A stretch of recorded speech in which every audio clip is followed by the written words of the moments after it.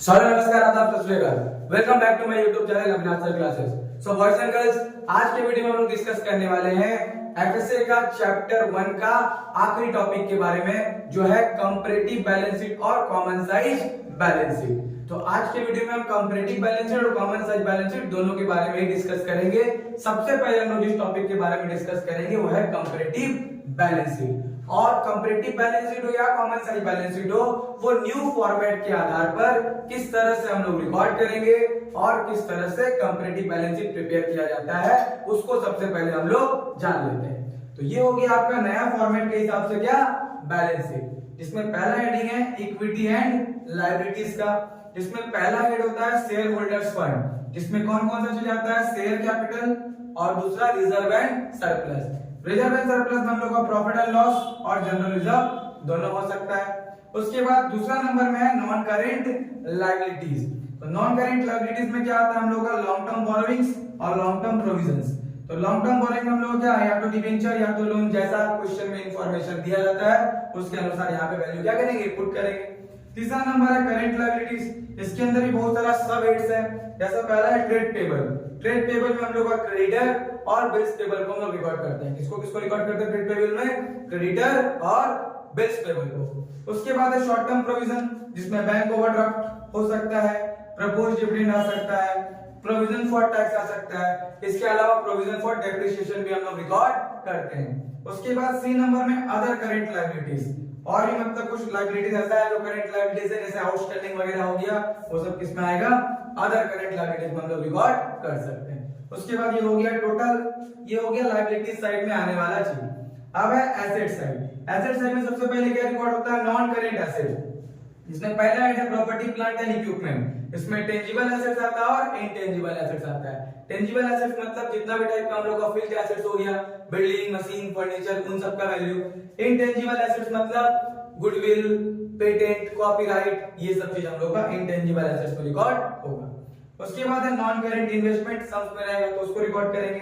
Then आ जाता है हम लोग करेंट एसेट्स, जिसका सब हेड में पहला इन्वेंटरीज यानी कि स्टॉक, दूसरा नंबर है ट्रेड रिसीवेबल, जिसमें हम लोग डेटर और बिल रिसीवेबल को रिकॉर्ड करते हैं, और तीसरा नंबर आ गया कैश एंड कैश इक्विवेलेंट, जिसमें कैश बैलेंस और बैंक बैलेंस को रिकॉर्ड किया जाता है। इसके अलावा एक और इसमें बन सकता है अदर करेंट एसेट्स। अगर प्रीपेड एक्सपेंसेस वगैरह दिया है तो उसको हम लोग कहां पे, अदर करेंट एसेट्स में रिकॉर्ड करेंगे। देन उसके बाद क्या हो जाएगा, टोटल। तो ये है कंप्लीट फॉर्मेट। कौन सा हिसाब से, नया फॉर्मेट, बैलेंस शीट का जो नया फॉर्मेट है उसके हिसाब से हम लोग को इसी तरह से बैलेंस शीट प्रिपेयर करना पड़ता है।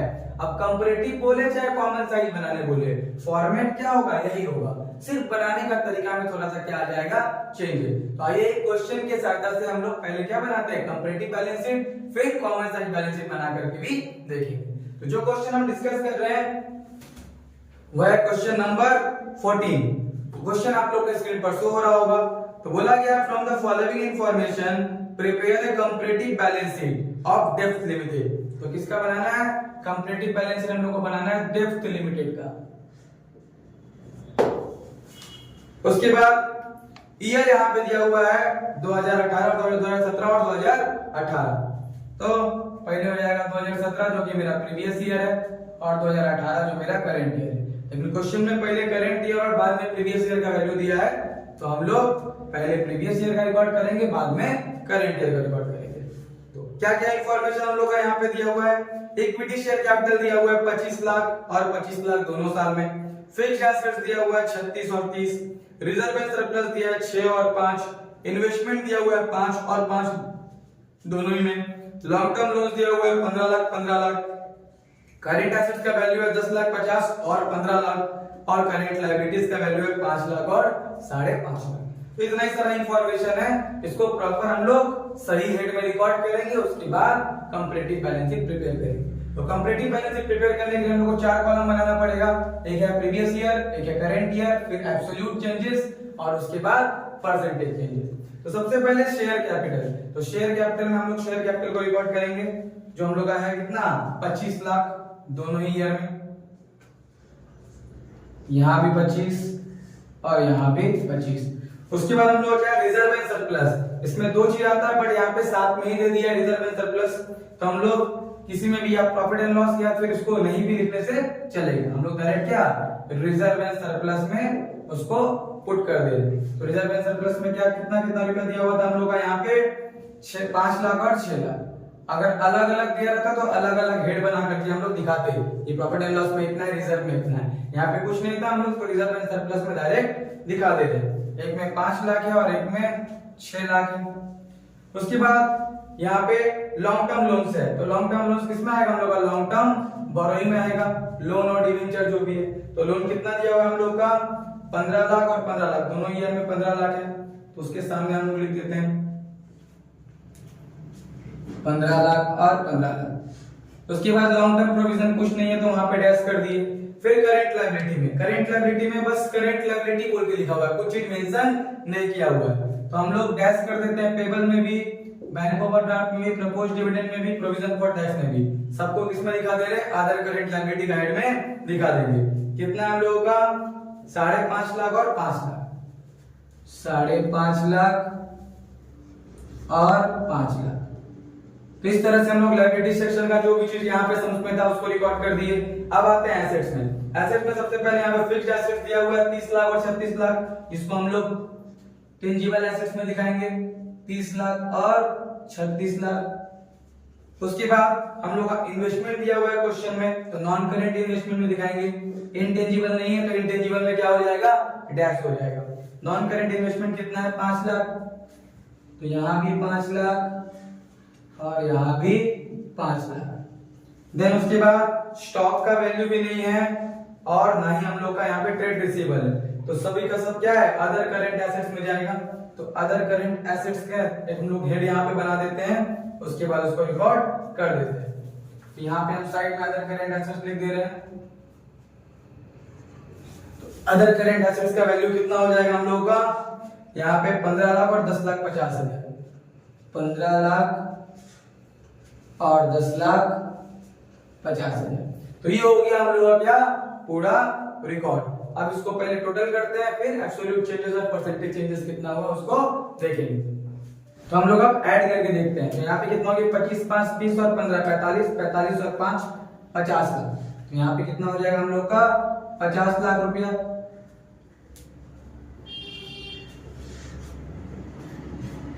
यहाँ पे देख लेते हैं 30 और 5 35, 35 और 15 कितना हो गया 50 लाख। अब 18 का टोटल करके देखते हैं, 25 और 6 31 लाख, 31 लाख और 15 46 और 5 51 लाख 50 हजार। इस साइड का अगर जोड़े 36 और 5 41, 41 और 10 51 लाख 50 हजार। तो हम लोग का बैलेंस शीट का टोटल क्या है, करेक्ट है। अब सिर्फ बताना है एब्सोल्यूट चेंजेस और परसेंटेज चेंजेस कितना हुआ। तो देखिए शेयर कैपिटल में 25 लाख प्रीवियस ईयर भी था और करंट ईयर में भी कितना है 25 लाख, तो कोई भी चेंजेस नहीं आया है, इसलिए परसेंटेज में भी क्या हो जाएगा डैश। फिर रिजर्व एंड सरप्लस का बात करें तो 5 लाख था, अभी 6 लाख हो गया, तो कितना लाख का चेंजेस आया 1 लाख रुपए का चेंजेस आया। फिर कितना परसेंट में चेंज आया उसके लिए हम कंपैरेटिव इनकम स्टेटमेंट निकालते टाइम भी बताए हैं कि एब्सोल्यूट चेंजेस को हम लोग डिवाइड करते हैं किससे, प्रीवियस ईयर से, और मल्टीप्लाई करते हैं किससे 100 से। तो एब्सोल्यूट चेंजेस कितना हुआ है 1 लाख, डिवाइड करेंगे 5 लाख से और इनटू कर देंगे 100 से, तो कितना हो जाएगा हम लोग का 20%। उसके बाद यहाँ भी लोन में 15 लाख और 15 लाख कोई चेंजेस नहीं आया, डैश हो गया। फिर यहाँ पे 5 लाख है और यहाँ 5.5 लाख है, यानी कितना का चेंजेस आया 50,000 का चेंजेस आया। तो सेम वही फॉर्मूला 50,000 डिवाइड बाई 5 लाख गुने 100, तो कितना परसेंट का चेंजेस आया 10% का। देन यहाँ पे 50 लाख और 51 लाख 50 हजार हो रहा है, तो 1,50,000 रुपया का चेंजेस आ रहा है। तो 1,50,000 कितना परसेंटेज का चेंजेस है, तो हम लोग यहाँ पे 30% का चेंजेस। कितना परसेंटेज का चेंजेस आ गया 30% का। अब एसेट्स का बात करते हैं, 30 लाख से 36 लाख हो गया, यानी 6 लाख का चेंजेस आया।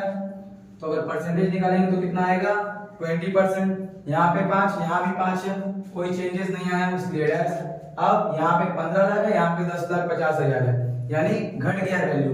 कितना रुपया से घट गया 4,50,000 से, यानी कितना वैल्यू घटा 4,50,000 डिवाइड बाई 15 लाख इंटू 100, तो कितना हो गया 30%। टोटल का अगर बात किया जाए 50 लाख 51,50,000 तो कितना हो गया 1,50,000 और 1,50,000 यहाँ पे कितना हो जाएगा 30%। तो इस तरह से हम लोग क्या हो गया कंपैरेटिव बैलेंस शीट प्रिपेयर हो जाएगा। कंपैरेटिव बैलेंस शीट बनाने के लिए पहले फॉर्मेट उतार के अमाउंट लिख देंगे, देन उसके बाद एब्सोल्यूट चेंजेस ढूंढना है और बस बाकी सबका परसेंटेज निकाल के बता देना है। तो इस तरह से हम लोग क्या बना सकते हैं अपना न्यू फॉर्मेट के हिसाब से कंपैरेटिव बैलेंस शीट प्रिपेयर कर सकते हैं। आई होप सबको ये क्वेश्चन समझ में आया होगा। अब हम लोग बात करेंगे कॉमन साइज बैलेंस शीट के बारे में। तो जो क्वेश्चन हम लोग कॉमन साइज बैलेंस शीट में कर रहे हैं वो है क्वेश्चन नंबर 26। तो जो कि कितने बनाना है हम लोग को पुष्पिता लिमिटेड का अकाउंट में बनाना है। तो क्वेश्चन आप लोग के स्क्रीन पर शो हो रहा होगा। तो यहाँ पे 26 नंबर क्वेश्चन जो अभी डिस्कस किया जा रहा है जो बीकॉम ऑनर्स 2014 के एग्जाम में भी आया हुआ है। From the following information prepare common size balance sheet for the year 12 and 13, इसलिए 2012 और 2013 लिख दिया गया है। तो कॉमन साइज में हम लोग का 4 कॉलम नहीं होता है, यहाँ पे 2012 और 13 हो गया। तो यहाँ पे रुपया और परसेंटेज एक साथ लिखना होगा, रुपया और परसेंटेज एक साथ जब भी कॉमन साइज में बोलेगा, चाहे वो इनकम स्टेटमेंट हो चाहे वो बैलेंस शीट हो, उसमें कंपेयर नहीं किया जाता है, अलग अलग हिसाब होगा। 12 का अलग हिसाब करेंगे यहाँ पे और 13 का अलग, यानी प्रीवियस ईयर का अलग हिसाब करना है, करंट ईयर का अलग। फॉर्मेट तो सेम ही होगा इसलिए फॉर्मेट वैसे का वैसे ही है, अभी पुट करेंगे। तो फिर क्वेश्चन में हम लोग का दिया हुआ है यहाँ पे इक्विटी शेयर कैपिटल लायबिलिटीज में preference share capital, reserve and surplus, secured loan और अनसिक्योर्ड लोन और करंट लायबिलिटीज। फिर एसेट्स में हम लोग को दिया हुआ है फिक्स्ड एसेट्स, इन्वेस्टमेंट और करंट एसेट। तो पहले उसको हम लोग क्या करते हैं रिकॉर्ड। तो आप जैसे जानते हैं कि शेयर होल्डर फंड में हम लोग का शेयर कैपिटल होता है, उसी में इक्विटी शेयर और प्रेफरेंस शेयर दोनों रिकॉर्ड होता है। तो यहाँ समझ में दोनों था बोल के दोनों लिख दिया गया है। तो इक्विटी शेयर कितना हम लोग का 2 लाख और 2 लाख, दोनों साल में कितना है 2 लाख ही है। तो यहाँ पे भी 2 लाख हो गया और 2013 वाला में हम लोग कितना लिख दिए 2 लाख लिख दिए। फिर प्रेफरेंस शेयर का अमाउंट दिया हुआ है यहाँ पे 1 लाख, इसमें भी और 1 लाख इसमें भी। उसके बाद रिजर्व एंड सरप्लस में दिया हुआ है 3 लाख और 4 लाख। तो यहाँ पे हो गया 3 लाख और यहाँ पे हो गया 4 लाख। देन उसके बाद नॉन करंट लायबिलिटी में हम लोग का लोन का दिया हुआ है सिक्योर्ड लोन और अनसिक्योर्ड। तो सिक्योर्ड और अनसिक्योर्ड बोल के दिखा दिया अलग अलग है। तो सिक्योर्ड लोन कितना है 2 लाख है दोनों में ही, इधर भी 2 लाख लिख दिए, इधर भी 2 लाख लिख दिए। अनसिक्योर्ड लोन कितना है 1 लाख जो कि दोनों में ही है, तो इधर भी 1 लाख और इधर भी 1 लाख। उसके बाद करंट लायबिलिटीज में paid payable short term provision ऐसे करके कुछ लिखा हुआ नहीं है, तो उसको हम लोग अदर करंट लायबिलिटी में रिकॉर्ड कर देंगे। बाद बाकी में हम लोग क्या कर देते हैं डैश कर देते हैं। प्रोविजन फॉर टैक्स में भी क्या कर दिए डैश, अदर करंट लायबिलिटी में लिख देते हैं 1 लाख और 2 लाख। यहाँ पे 1 लाख है और यहाँ पर 2 लाख है। तो इस तरह से हम लोग क्या लायबिलिटी साइड अपना रिकॉर्ड कर लिए। अब है एसेट्स। एसेट्स में पहले फिक्स्ड एसेट्स है तो टेंजिबल एसेट्स में रिकॉर्ड होगा जो कि 3 लाख और 4 लाख रुपया दिया हुआ है। यहाँ हो गया 3 लाख और यहाँ हो गया 4 लाख। उसके बाद हम लोग का इनटेंजिबल कुछ नहीं है इसलिए डैश। उसके बाद इन्वेस्टमेंट है 2 लाख करके, तो इधर भी 2 लाख हो गया और इधर भी 2 लाख हो गया। Next current assets. Current assets में हम लोग का ना इन्वेंटरीज ना ट्रेड रिसीवेबल कुछ भी नहीं है, तो अदर करंट एसेट्स में हम लोग लिख देंगे, ये दोनों में डैश कर दिए। अदर करंट एसेट्स में लिख देते हैं जो वैल्यू दिया हुआ है 5 लाख और 6 लाख। तो यहाँ पे 5 लाख है और यहाँ पे 6 लाख। तो इस तरह से लायबिलिटीज और एसेट्स हम लोग रिकॉर्ड कर लिए। पहले हम लोग करते हैं अब टोटल। तो टोटल स्टार्ट करते हैं पहले 2012 का। तो यहाँ कितना है 2 और 1 3, 3 और 3 6, 2 8, 1 9 और 1 10।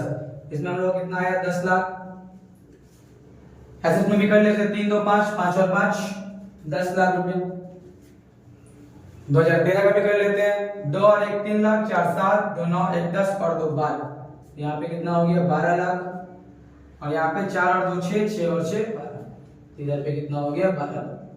तो कॉमन साइज में हम लोग क्या करते हैं, अगर कॉमन साइज इनकम स्टेटमेंट बनाते हैं तो हम लोग सेल को 100% मानते हैं, लेकिन हम लोग यहाँ पे क्या बना रहे हैं कॉमन साइज बैलेंस शीट। ये जो टोटल अमाउंट है उसको इस केस में हम लोग क्या मान लेंगे 100%। ये जो टोटल होगा उसी को हम लोग क्या मान लेंगे 100%। अब देखेंगे कि टोटल का कितना परसेंट वैल्यू, जितना भी यहाँ कंपोनेंट है उसका कितना परसेंट, मतलब टोटल का ये वैल्यू सब है। जैसे इक्विटी शेयर कितना का है 2 लाख, टोटल कितना है 10 लाख जो 100% के बराबर है, यानी टोटल में इक्विटी शेयर का कितना परसेंट मतलब हिस्सा है, प्रोपोर्शन कितना है। कैसे निकालेंगे, पहले तो जो वैल्यू है उसको लिखेंगे 2 लाख डिवाइड करेंगे टोटल से जो कि है 10 लाख इंटू कर देंगे 100 से, तो कितना परसेंट आएगा 20%। फिर प्रेफरेंस में उसी तरह कितना है 1 लाख, उसको डिवाइड करेंगे टोटल से यानी कि 10 लाख इंटू करेंगे 100 से, तो कितना परसेंट हो जाएगा 10%। उसी हिसाब से यहाँ पे 30% होगा, यहाँ पे 20% होगा, यहाँ पे 10% होगा और यहाँ पे भी 10%। उसके हिसाब से यहाँ पे 30%, 20% और 50%। इस साइड का हम लोग का पूरा मतलब हो गया 2012 का। अब 2013 का बात करते हैं। यहाँ पे टोटल कितना है 12 लाख है, यहाँ पे इक्विटी शेयर हम लोग का 2 लाख है, डिवाइड करेंगे 12 लाख से इंटू करेंगे 100 से, तो आएगा 16.66%, तो उसको 67 ले लेंगे। यहाँ पे 1 लाख है, डिवाइड बाई 12 लाख गुने 100, तो हो जाएगा 8.33%।